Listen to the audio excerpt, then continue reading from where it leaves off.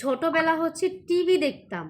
টিভির মধ্যে হচ্ছে মুভি হইতো, তারপরে হচ্ছে নাটক, বেশিরভাগ হচ্ছে শুক্রবারে আর বৃহস্পতিবারে হচ্ছে মুভি হইতো, মানে ছবি হইতো, বাংলা ছায়া ছবি হইতো।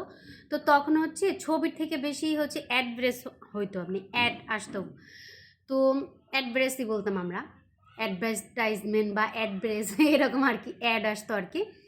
তো তখন হচ্ছে মজার মজার খাবার, মানে মজার মজার চিপস, তারপরে হচ্ছে মজার মজার চকলেটের মানে অ্যাড দিত আর কি যা।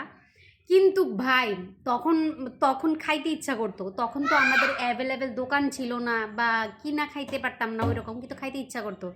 কিন্তু কি ইদানিং ফেসবুকের ভিতরে এত সুন্দর সুন্দর, এত অসাধারণ, এত দেখতে মানে জাস্ট ভিডিও, বাস্তব রান্না করতেছে, এরকম করে কাচ্চি রান্না করতেছে, বিরিয়ানি রান্না করতেছে, তারপরে হচ্ছে মানে গরুর মাংসর কালো ভুনা, গরুর মাংস রোস্ট, কি যে রান্না করে বিশ্বাস করেন আমার নাকি খাইতে ইচ্ছা করে।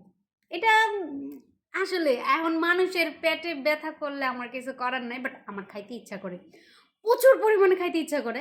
আর গরুর মাংস থাকলে তো গরুর মাংস যে কোনো আইটেমই হোক আমার ও প্রচুর খাইতে ইচ্ছা করে। এখন ভাবি যে আমি যে হ্যাঁ করে নজর দিতেছি, পেট যদি ব্যথা করে।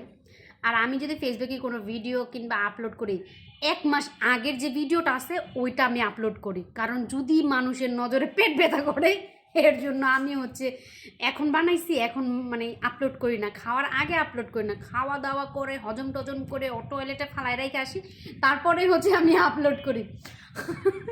আমার না আসলেই ফেসবুকের ভিতরে হোক আর যেটা হোক দেখলেই খাইতে ইচ্ছে করে।